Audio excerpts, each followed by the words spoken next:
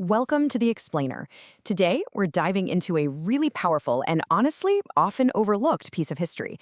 We're going to look at the incredible and incredibly diverse ways that everyday German citizens actually resisted the Third Reich from the absolute inside, risking literally everything they had to fight a tyrannical regime. You know, when we think about the absolute, terrifying grip of Nazi Germany, a question almost naturally comes up. Did all Germans just fall in line? It's a pretty common assumption that domestic compliance was total, that the entire country just marched in lockstep. But as we dig into the historical records, a very different, deeply inspiring, and frankly tragic story emerges. So the crucial point to understand here is that resistance wasn't just this one monolithic thing. It actually took three very distinct forms. Everyday people fought back using whatever unique positions they had in society. We've got the working-class street rebels, the intellectual pacifists, and the elite spies. That's three completely different demographics using totally different methods, but all sharing one massive goal: bringing down the Nazi regime. Okay, so here's our roadmap for today's explainer. We'll start with the myth of compliance, then look at the street fighters, the intellectuals, and the spies. Finally, we'll cover the price of defiance and end with the long road to justice. Part 1. The myth of compliance, shattering the illusion. Moving right into Part 2, the street fighters' working-class youth rebellion. The contrast between the two youth cultures of the time is just stark. Think about it. You have the state-sponsored Hitler Youth, which was mandatory, rigid, and entirely focused on militaristic drills and uniforms, and then, completely rebelling against that, you have the Edelweiss Pirates. These were voluntary, anti-authoritarian teenagers who straight up dropped out of the Hitler Youth. They'd wear checkered shirts, grow their hair out, grab their guitars, and sing jazz and tramping songs that were strictly banned by the state. And the regime did not view this as just some harmless teenage phase. The Nazi government was actually terrified of this rebellion. They were issuing comprehensive government reports, like a major one from the Reich Ministry of Justice in 1944, analyzing these so-called gangs and trying desperately to figure out how to crush their spirit. In fact, the Gestapo officially branded these kids with some pretty intense labels. They called them politically hostile, liberal individualistic, and criminal antisocial. Talk about an unreliable narrator, right? The oppressors were branding working-class teenagers as dangerous criminals simply because they wanted the freedom to hike, sing, and just hang out without military supervision.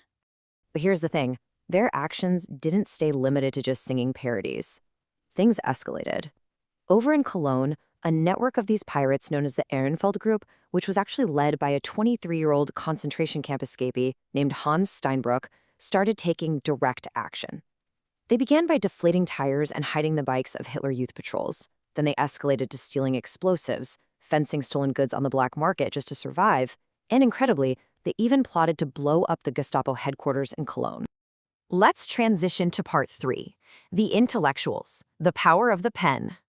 This brings us to a group known as the White Rose. They were a pacifist organization made up of college students, most famously siblings Hans and Sophie Scholl, along with some of their professors. They fought back not with stolen weapons, but with intellect and truth. They would secretly type up anti-Nazi leaflets, duplicate them on a hand-cranked mimeograph machine, and distribute them across Germany to expose the genocide and try to wake up the German public. When you follow their timeline, it is heartbreakingly short, which really highlights the immense danger they were in. They typed their first leaflet in March 1942. By summer, their messages had actually spread out of Munich to other cities. But on February 18, 1943, Hans and Sophie were spotted throwing leaflets off a university balcony. Just 4 days later, after brutal Gestapo interrogations, they were executed by guillotine. A tragically rapid escalation. Before they were caught, though, they managed to publish 6 different leaflets. Their urgency was palpable. In their 4th leaflet, they wrote, "We will not be silent. We are your bad conscience. The White Rose will not leave you in peace." They were literally begging the everyday German people to stop acting apathetically toward the horrors happening right around them. On to Part 4, the spies, elite intelligence, and sabotage. Now we enter the world of government bureaucrats and international intelligence officers, a network known as the Red Orchestra. And this wasn't just one rogue group. It was a massive, sprawling network made up of distinct cells. You had the Trepper Group operating out of Belgium and France using a literal trench coat company as their cover. The Red 3 were in neutral Switzerland, using a map and geography press agency to hide their radio signals.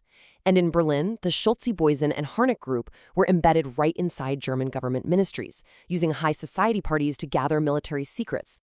Their tactics for hiding in plain sight were just brilliant. Take Mildred Harnack, for example. She was an American-born member of the Berlin group.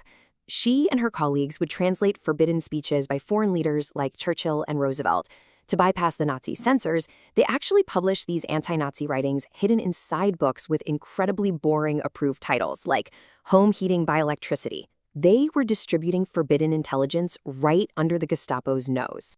Part 5. The Price of Defiance, the Ultimate Sacrifice.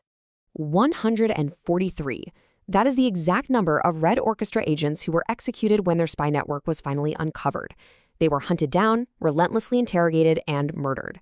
It really brings home the incredibly lethal stakes of resisting a totalitarian state from the inside. And the regime's brutality? It spared no one, not even children. On November 10, 1944, 13 members of that working-class Ehrenfeld group we talked about were executed without a trial. They were publicly hanged in Cologne in front of hundreds of onlookers. Among them were 6 teenagers, including 16-year-old Barthel Schenk. And finally, Part 6, A Long Road to Justice, Legacy and Remembrance. Now, you might think these resistors were instantly hailed as heroes the moment the war ended, but the reality is actually quite shocking.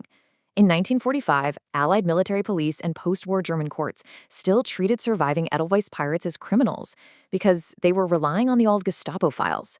It wasn't until 1988 that they were officially recognized by Yad Vashem, and unbelievably, it took until 2005 for their wartime Gestapo's criminal records to be officially annulled in Germany. Survivors fought for decades just to clear their own names. Thankfully, today, their legacy is secure and incredibly vibrant. There is now an annual Edelweiss Pirates Festival in Cologne. It acts as this beautiful transgenerational memory project. They use the original rebellious tramping songs of the pirates as a living memorial, bringing together young people and artists to counter modern racism and promote an inclusive, free society. To really anchor why all of this matters, I want to share this incredible quote from Robert Scholl, the father of Hans and Sophie of the White Rose. He raised his children to believe this one core principle. What I want most of all is that you live in uprightness and freedom of spirit, no matter how difficult that proves to be. It's such a powerful reminder of the immense, profound courage required to maintain your inner freedom against seemingly impossible odds. So, we've explored the rebels in the streets, the pacifists with their leaflets, and the elite spies in the government halls. And I want to leave you with this to reflect on. If you lived under an absolute tyranny, would you have the courage to be the street fighter, the intellectual, or the spy? Thanks so much for joining me on this explainer, and keep asking the big questions.